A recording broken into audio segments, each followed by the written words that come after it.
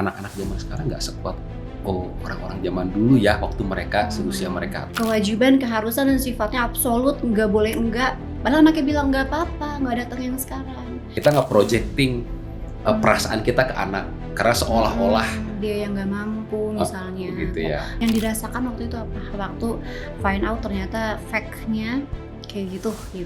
Wah, ini jadi konsultasi psikolog.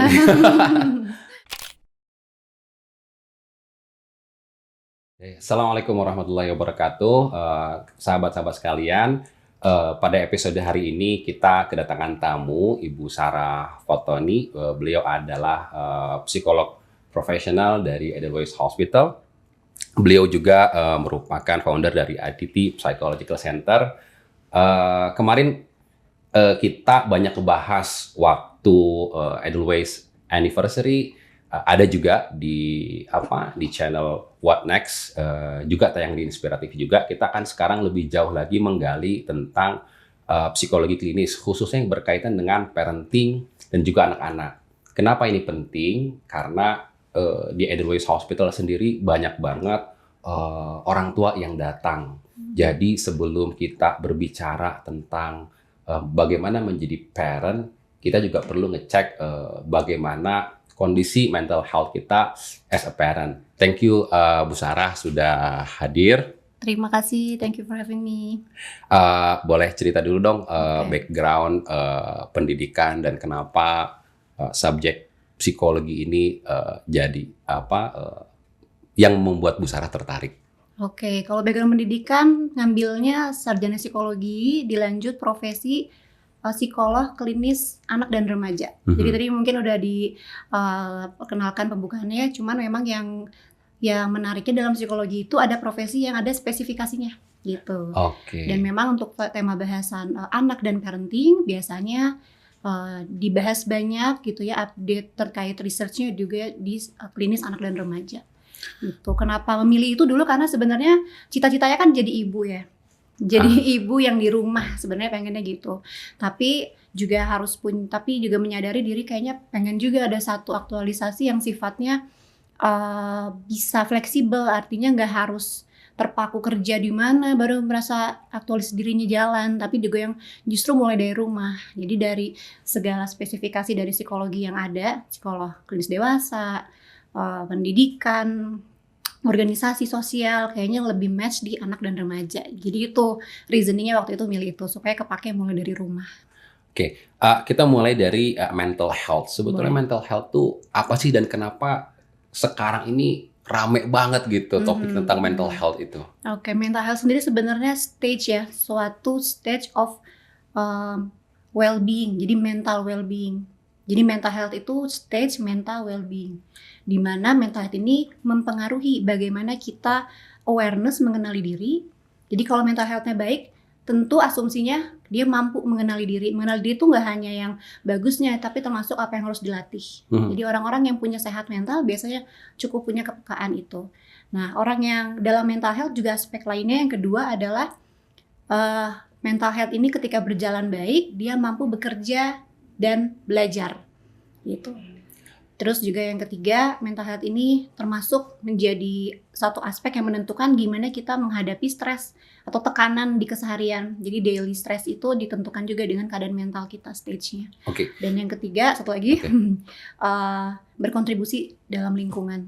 Itu biasanya kita melihat dari 4 aspek tersebut, melihat bagaimana stage mental health seseorang. Stage tadi, gimana sih mengenali kan yang namanya burnout, stres, tekanan bekerja, tekanan jadi seorang ibu, pasti yang namanya hidup kan nggak mungkin flat happy all the time. Tapi kapan kita realize, mental health aku nggak baik-baik aja nih? Ada nggak sih apa ciri-cirinya ketika untuk mengenali itu? Betul banget, karena kan hidup dinamis ya, kita kadang tidur cukup aja bangun mood lagi nggak enak gitu. Apalagi kalau misalnya ibu-ibu perempuan ada hormonal tertentu yang biasanya lebih bermain di situ. Selain memang otak bagian emosi pada wanita lebih besar gitu ya, tapi di sisi lain bisa dilihat dari bagaimana dia menyikapi suatu permasalahan di keseharian. Karena masalah kan pasti ada terus nih.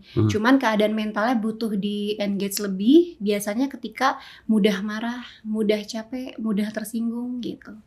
Jadi Oh. bukan masalahnya yang kita hilangkan, tapi respon kita terhadap masalah itu seperti apa. Nah itu biasanya melihat secara umum dulu mental health lagi kurang nyaman nih, butuh disirkulasikan Oh, nggak nih, butuh oke. ngobrol dengan seseorang nggak nih, atau sesederhana misalnya ngelakuin suatu self care di rumah yang itu untuk nge-maintain keadaan dalam dirinya. Jadi termasuk mungkin feedback lingkungan juga kali ya. Mhm.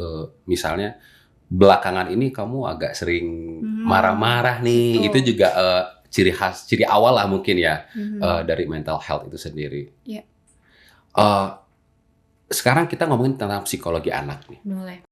Sebetulnya apa sih yang harus diperhatikan dari psikologi seorang anak? Karena Mmm. kita aja nggak kenal psikologi diri kita sendiri, Mhm gitu kan. mhm. Sementara anak juga ada banyak hal yang harus diperhatikan. Kadang-kadang kita Mhm. sebagai orang tua suka ada tuh bahasan tentang inner child. Karena dulu aku waktu Mmm. kecil begini, begini, begini, Mhm begitu. mhm. Tapi di sisi lain, memang dulu topik tentang psikologi anak, apalagi Mmm. mental health, Mmm. belum menjadi hal yang rame lah Iya. seperti itu. Apa Mhm. sih itu psikologi anak ini dan bagaimana kita bisa mengenali anak kita secara dari perspektif psikologis Dari ya? proses psikologis. Oke, psikologi anak itu sebenarnya cabang ya dari ilmu psikologi. Nah, ilmu psikologi sendiri adalah ilmu yang mempelajari perilaku manusia berdasarkan aspek-aspek mental yang Mhm, melatar belakanginya. Nah, kalau ditambah anak dan remaja berarti spesifik mempelajari untuk usia 0 sampai 18 tahun. mhm. Itu Nah, masuk masuk ya 18, 17, 18 masih betul, termasuk ya? anak dan remaja. Yang dipelajari apa? Selain proses mentalnya gitu ya, kita juga mempelajari ini yang spesifiknya nih yang nggak semua bisa menghayati gitu ya, adalah bagaimana mengisi kebutuhan emosional anak Mhm, beserta pengaruh lingkungan terhadap dia. Jadi orang tua, caregiver lain itu kita pelajari dengan holistik gitu dalam psikologi anak dan remaja. Termasuk di dalamnya perkembangan yang normal dan yang abnormal atau psikopatologi tertentu. Nah, terus kalau tadi memang psikologi itu kan buat dari lahir sampai selesai gitu ya. Artinya memang nggak akan sepenuhnya mengenali sebenarnya karena evolving akan terus akan oh ternyata di situasi yang baru saya gini ya. mhm. Oh dulu saya kalau ketemu orang baru agak diem, sekarang jadi gini. Jadi selalu ada adjustment tuh ada. Nah itu tuh bagian dari psikologi. Bagian dari kita bisa Oke. memprediksi nanti, oke orang yang mungkin lebih berhati-hati nggak mungkin langsung akrab gitu ya. Tapi nanti Mhm, kita bisa melihat juga perkembangan psikologisnya. Nah di sisi lain tadi menarik juga terkait inner child. Bagaimana mengenali gitu ya parenting kita supaya berjalan minimal efektif walaupun kita punya inner child tertentu. mhm. Mungkin kita akan bahas dari ini fun fact-nya nih, ternyata ada kondisi-kondisi tertentu sekitar 6 ya, mungkin nanti boleh ditambahin dari Kang Sauki kalau ada selain 6 ini yang sifatnya kita tuh beneran baru bisa menghayati, baru tahu, baru paham ketika mengalaminya. Mmm, Gitu. Yang pertama anxiety, yang kedua marriage, yang ketiga childbirth, jadi kelahiran anak, melahirkan anak gitu ya. Terus yang keempat divorce, yang kelima grieving, kematian orang yang disayangi, dan yang keenam surprisingly parenting. uh, Jadi itu baru bisa kita rasakan, jadi kayak baru bisa ngeh gitu ya, until life humbles us. Makanya dia sampai kehidupan yang ngajarin kita sendiri gitu loh terkait 6 hal tersebut gitu. Jadi I memang see. tidak akan pernah ada satu stage yang namanya siap.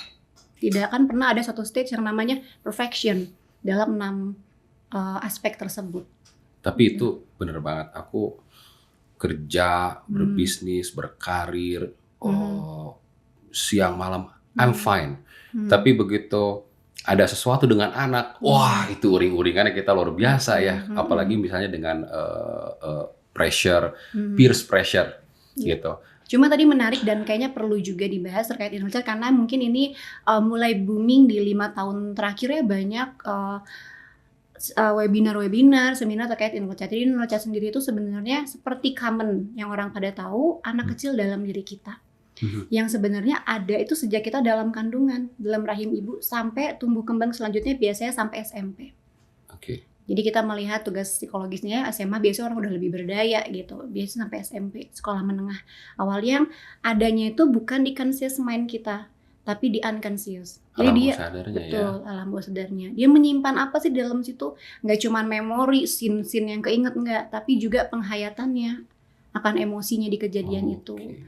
Terus juga ini kan ada di ibunya juga, di parentsnya Betul. juga punya kayak gitu. Terus juga misalnya belief, dia punya belief tertentu, dia juga dalam inner child itu dia ada harapan, ada impian gitu yang seringkali belum selesai atau memang belum dikenali, karena kan orang zaman dulu nggak keakses sampai ke situ gitu ya, jarang ada yang punya awareness untuk mengenali dan mengelola inner child.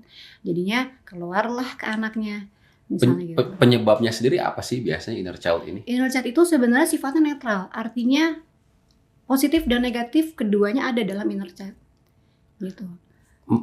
Positif ini gimana maksudnya? Misalnya anggaplah dia tumbuh dengan orang tua yang apresiatif, dia tumbuh dengan orang tua yang cenderung suportif. Jadi Bisa muncul juga itu inner muncul, child-nya jadi ya? dia punya pengharapan nantinya aku pun punya pasangan hidup misalnya yang bisa Ah. nge-install ini ke anak Karena gitu. persepsinya kan inner child itu selalu trauma-trauma Iya, yang negatif. betul. Bahkan hal-hal yang positif pun possible muncul ya. Iya, jadi dia memang kan namanya hidup ada pengalaman baik, ada pengalaman yang tidak nyaman gitu. Dan keduanya membentuk inner child kita. Cuman memang mostly yang triggering itu hal yang sifatnya dianggap negatif. Negatif. Gitu. Kayak misalnya banyak banget kayak saya harus datang di tiap acara anak saya karena dulunya Orang tuanya selalu begitu. atau sebaliknya nggak pernah datang. Oke. Jadi Sehingga dia ada guilty feeling ketika beberapa kali dia nggak datang ke acara anak karena selalu orang tuanya dulu zaman dulu ada gitu untuk di atau acara. malah nggak datang. Atau malah nggak datang sama Iya. sekali. Dan jadinya seakan kalau dia tidak menjadi dengan tenang, dengan conscious, dia ngerasa itu suatu kewajiban, keharusan dan sifatnya absolut, nggak boleh enggak. Padahal anaknya bilang nggak apa-apa, nggak datang yang sekarang, nggak apa-apa mama harus datang. Jadi kan itu stres baru lagi. Nah itu di hal-hal daily life itu, yang kecilnya misalnya seperti itu, peran inner child dan baiknya memang dikelola.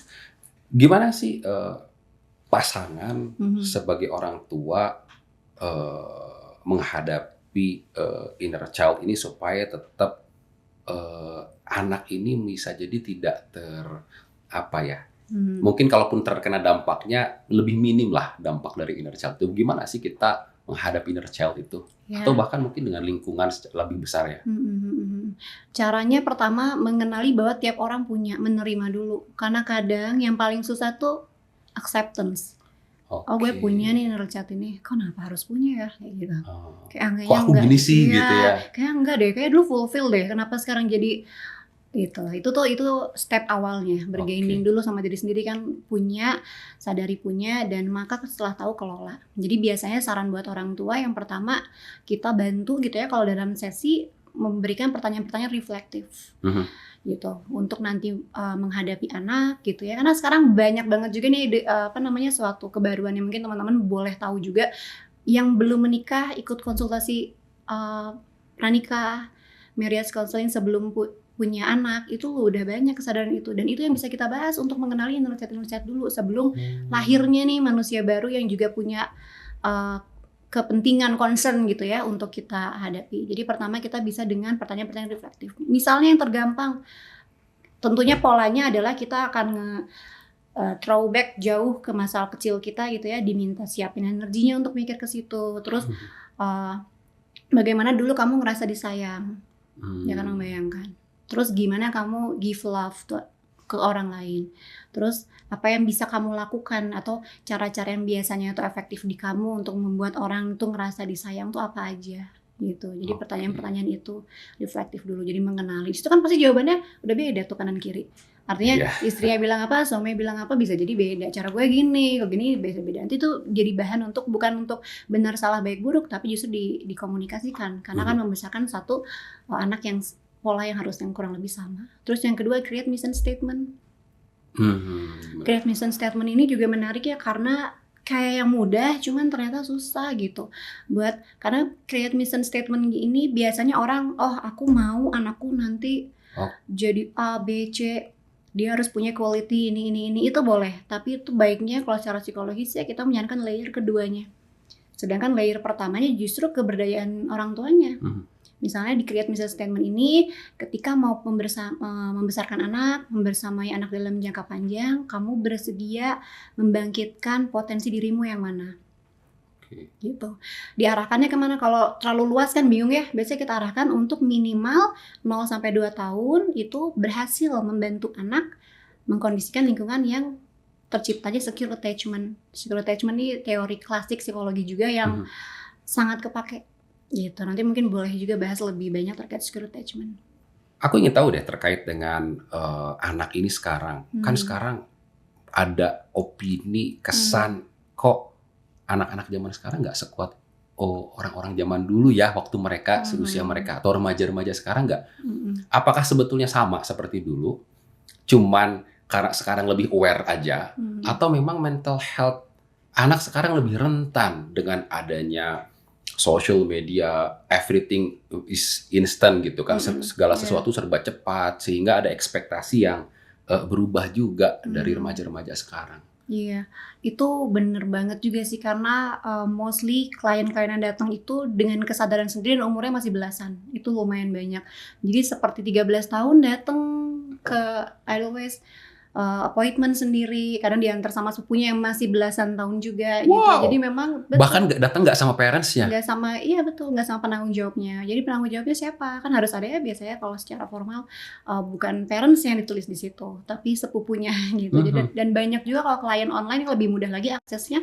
Jadi mereka daftarnya sendiri aja gitu, karena mereka udah punya awareness yang tinggi. Nah sebenarnya ini bagus karena mereka jadi aware, tapi di sisi lain perkembangan otaknya sebenarnya kalau dari segi perkembangan otaknya belum semampu itu untuk punya kontrol gitu.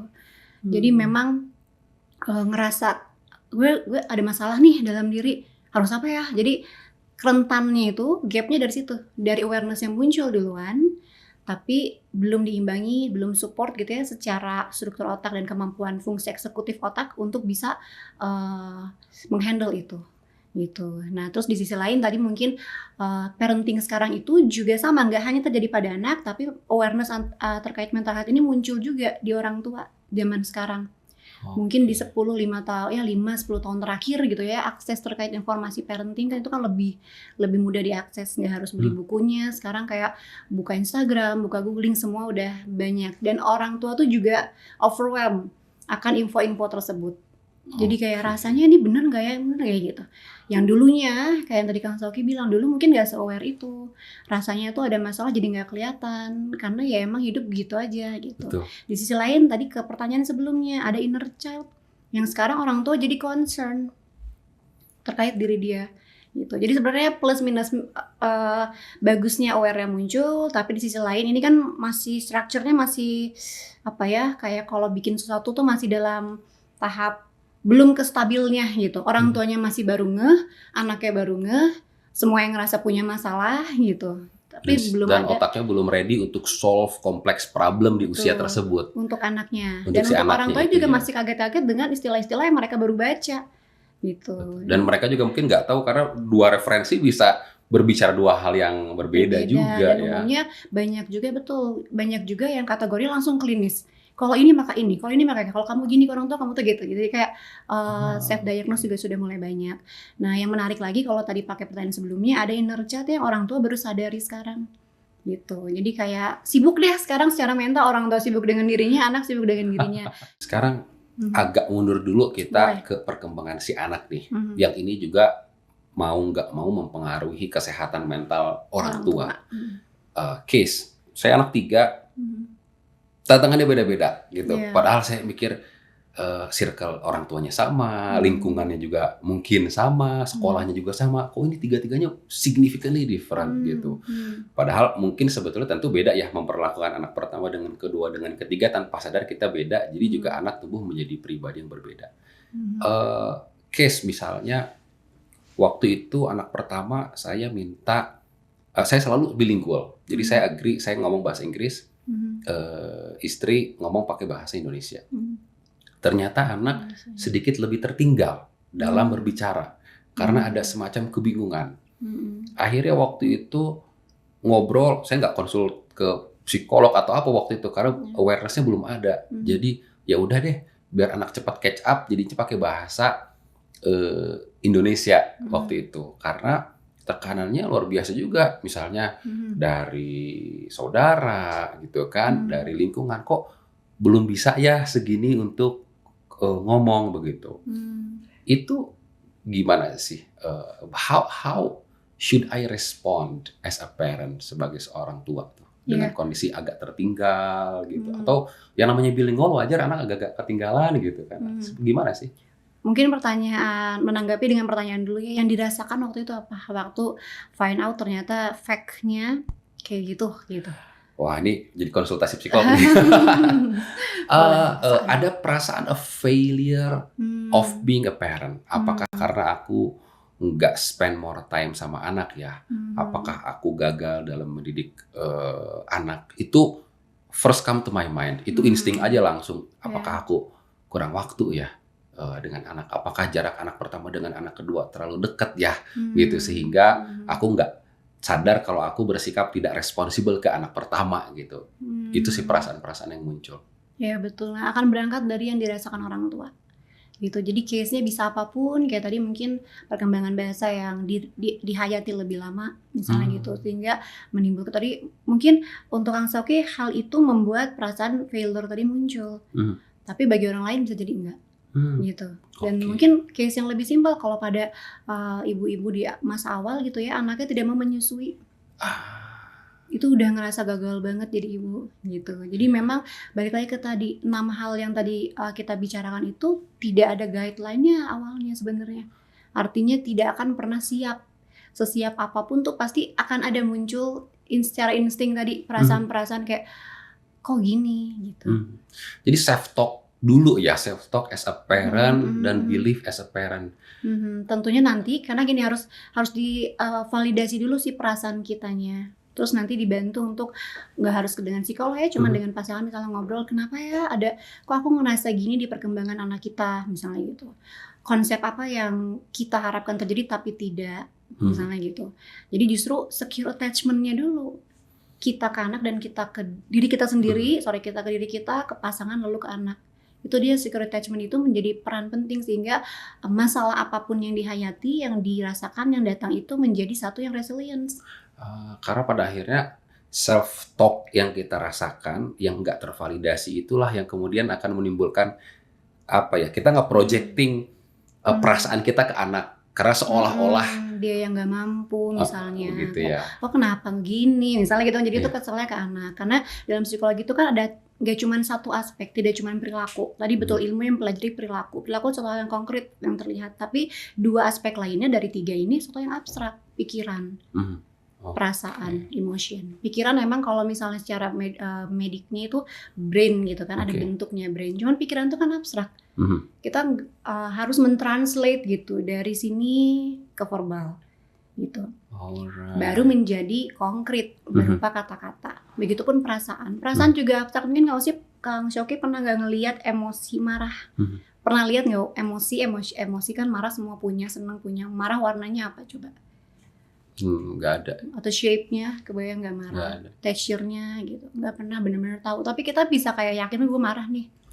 Oke. Begitupun tadi kecewa, merasa gagal, itu semua suatu hal yang abstrak. Jadi, eee, pikiran dan perasaan yang abstrak itu kerap kali skip kita di orang tua adalah keluarannya langsung ke perilaku yang konkret, tanpa mengenali dulu si abstrak-abstrak. Jadi misalnya ini ada, spektrum gitu ya, perasaan kita tuh di sini, di kiri.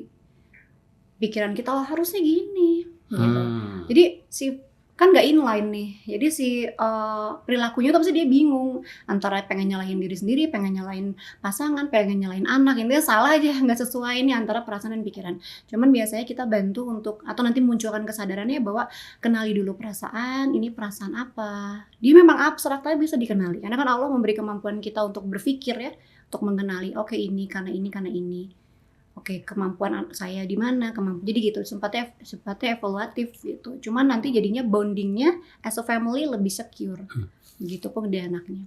Nah, masih berkaitan sama anak nih. Mmm, Kemudian berikutnya seringkali orang tua sekarang akhirnya mulai bingung. mhm, Mungkin ini bentuk dari mereka ingin memvalidasi kali ya. ya, Jadi misalnya, apakah anak saya sudah harus dibawa ke psikolog? mhm, Misalnya anaknya sering berantem. mhm, Ini anak saya, eee, kok buruk sekali ya meregulasi, mmm, emosinya gitu. emosi, mhm, Sementara ada periode-periode anak seperti itu misalnya gitu. Kapan kita bisa melihat ini periode normal anak memang fasenya, kapan kita melihat ini anak harus sudah dibawa ke secara klinis nih? Biasa dilihat dari frekuensi, durasi, intensitasnya. Terlalu sering nggak? Terlalu sekalinya terjadi lamanya berapa lama? Terus kalau sekalinya terjadi itu sampai apa yang pecah ada nggak gitu? Atau ada yang luka nggak? Sampai ada sesuatu intensitinya sampai segimana? Kalau nggak usah googling juga nggak apa-apa ya. Jadi kayak perasaan kayaknya udah berlebihan deh untuk anak usianya. Termasuk verbalnya. Ada nggak kata-kata yang harusnya nggak diucapkan untuk anak usia segitu? Common sense aja. Pakai common sense aja sebetulnya udah bisa kita rasain itu ya. Karena kan kita experience, kita kan juga hidup pernah di usia itu. Yes. Kita juga pernah ada dalam satu pengen ngomong tapi ditahan, tapi nih anak kalau lepas misalnya gitu. Kita tahu nih kalau mukul tuh sakit, kita nahan kalau nih anak ngelakuin. Jadi common sense dulu. Jadi relax dulu, common sense dulu, dilihat dari minimal panduannya tadi, frekuensi, durasi, intensitasnya. Jadi amati dulu seminggu 2 minggu. Tentunya baik ya setelah itu. Karena nanti ketika ke psikolog juga akan kurang lebih discussion-nya kayak gitu. Akan ditanya observasi di rumah seperti apa gitu. Pengalaman aku waktu kuliah di Boston ya, aku pulang dengan concern yang cukup besar terkait dengan mental health anak. Why? Karena ketika masuk ke Harvard, topik tentang mental health ini banyak sekali diangkat. Bahkan seringkali kita mengangkat topik ini kepada mahasiswa-mahasiswanya gitu ya, oleh si Harvard ini.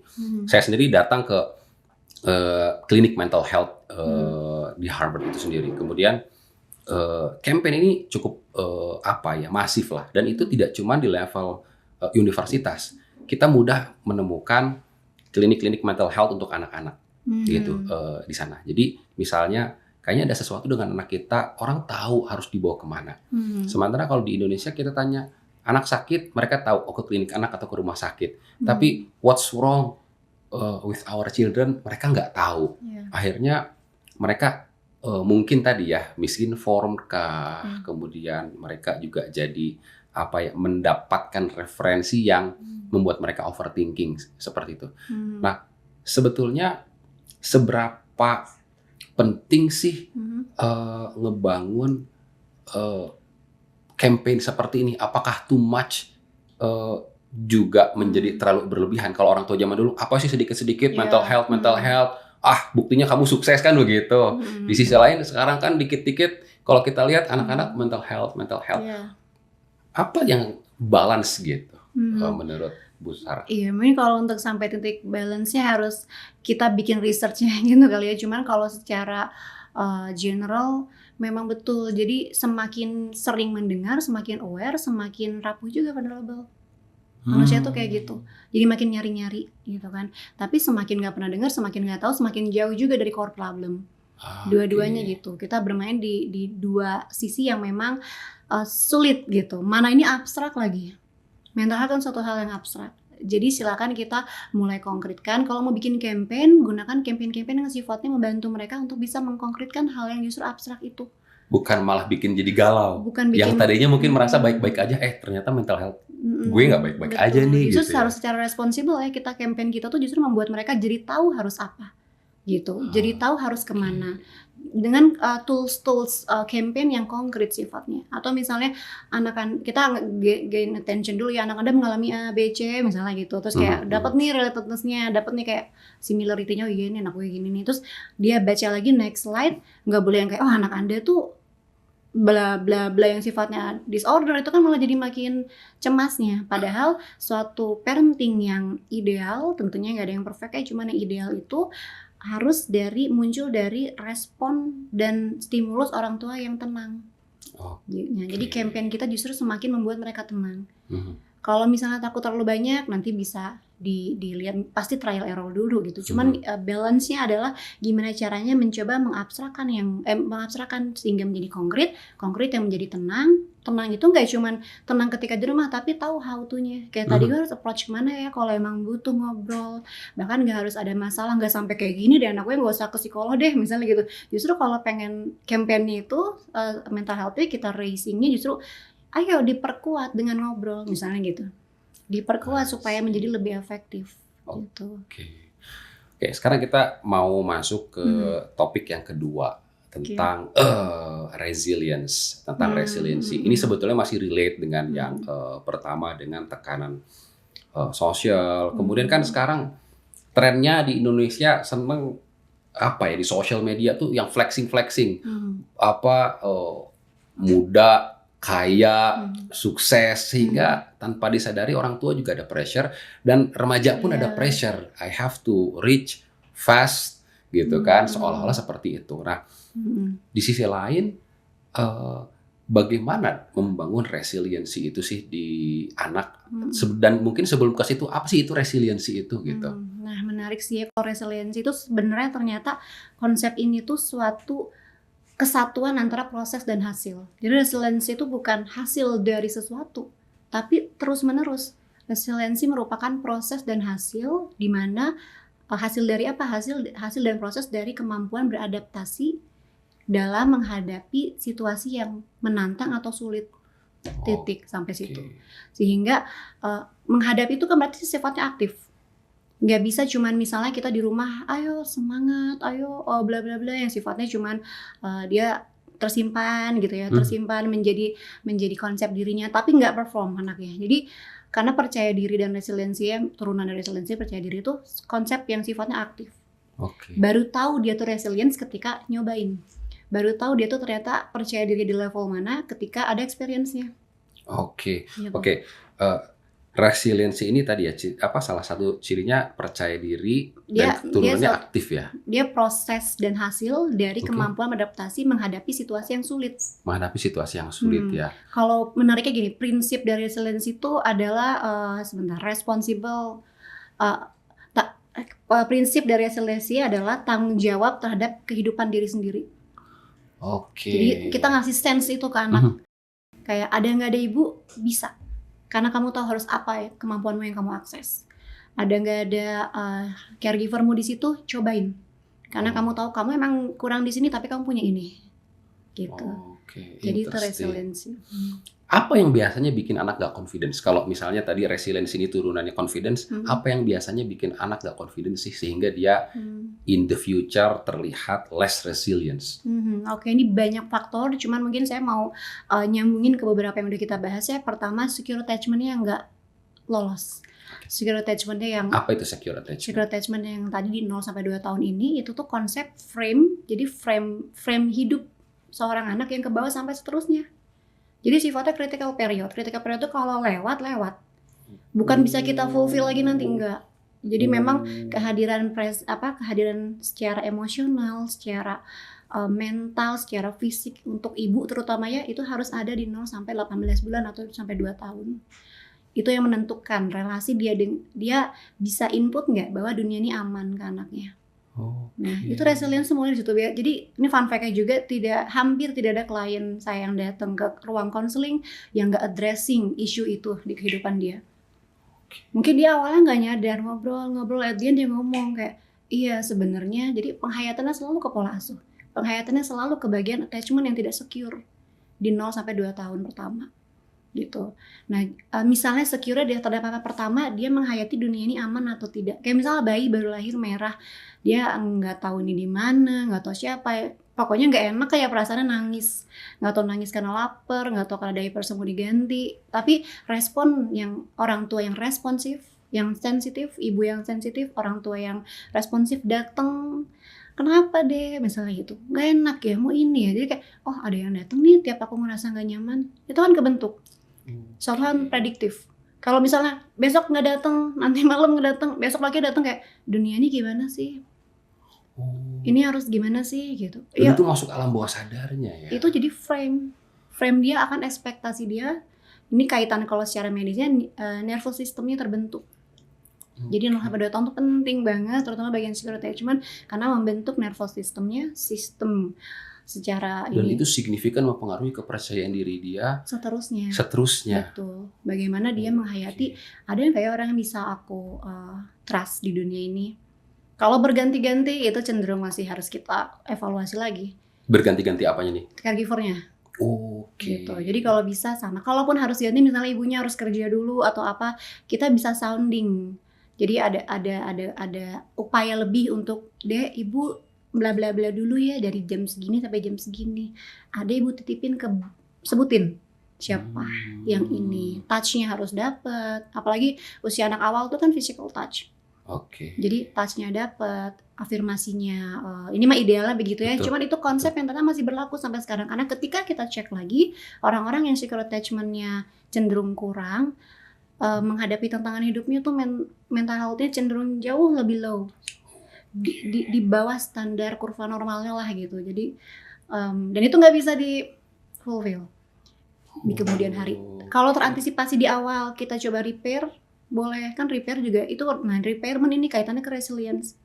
Repair itu harus menjadi konsep yang kita terima dalam parenting, karena nggak mungkin ibu good mood terus sebulan nggak marah misalnya gitu, nggak mungkin ayah nggak ada capeknya, nggak mungkin. Jadi pasti kelepasan melakukan suatu hal yang nggak nyaman, ya terima sebagaimana adanya gitu. Pokoknya kita human, kita pasti punya emotion. Anak harus tahu ibu bisa marah, anak harus tahu ayah bisa baik juga gitu. Jadi tapi secure tadi, mau ibu marah, ibu tetap sayang. Mau ibu tadi kelepasan bentar. Jadi a good secure attachment itu bukan necessarily kita sebagai orang tua jadi super parent yang selalu caring, tenang, tidak emosional gitu ya. Tapi betul-betul emang tadi ya mengkomunikasikan dan jelas batasannya. Secure itu tadi kaitannya ke attachment tadi juga di awal, batasannya terkait boundaries itu yang sempat Kang Soki tanyakan, gimana caranya supaya itu jadi loving parenting, gentle parenting, tapi dia juga tetap bisa resilient. Itu di usia anak awal butuh rules, butuh limit.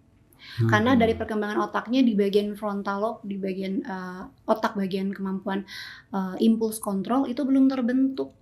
Jadi kebayang kalau anaknya kita terlalu permisif, kita terlalu lembut ke anak, nggak tegaan gitu.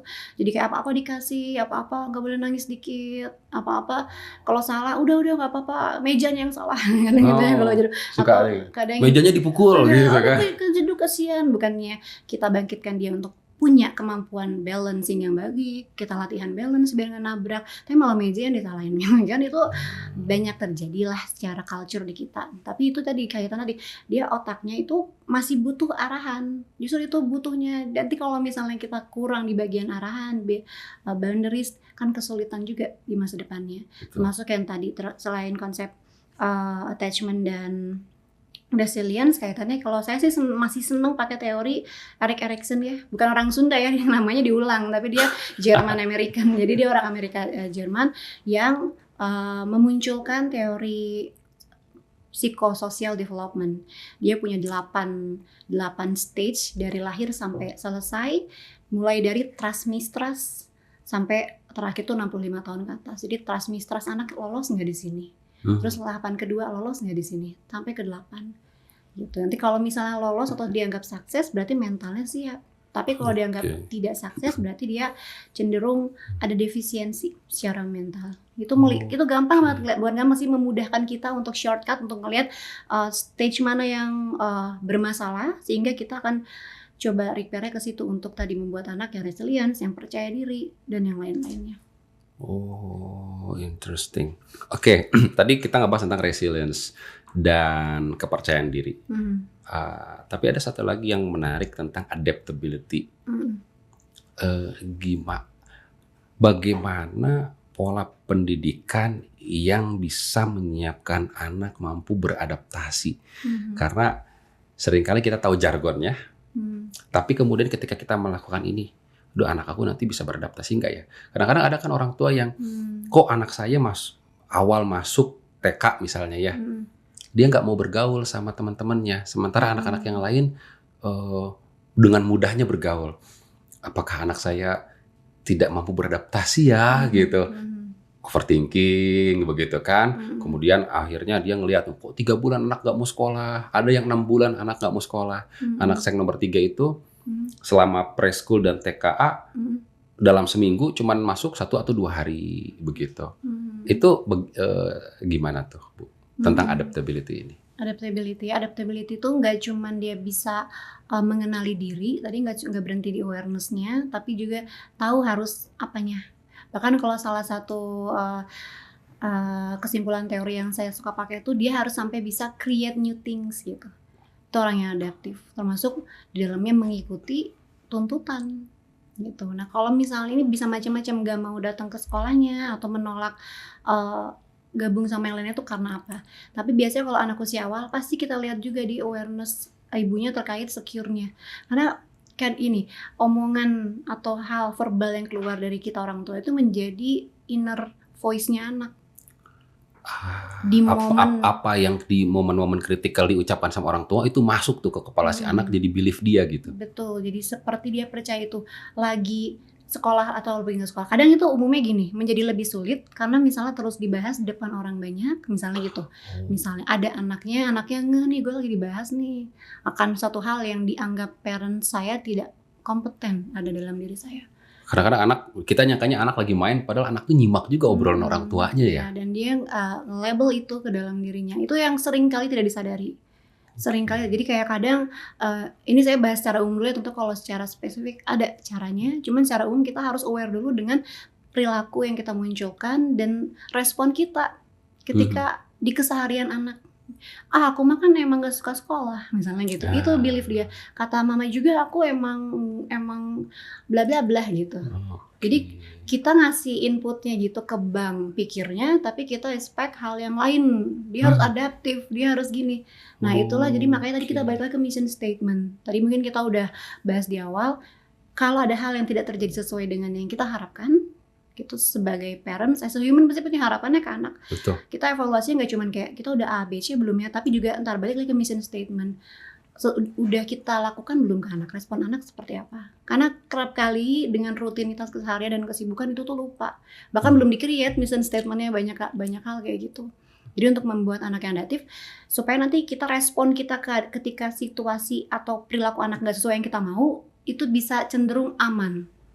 Misalnya kayak lagi nggak mau sekolah ya, apa yang pakai pertanyaan apa ya, jangan kenapa kan intimidating.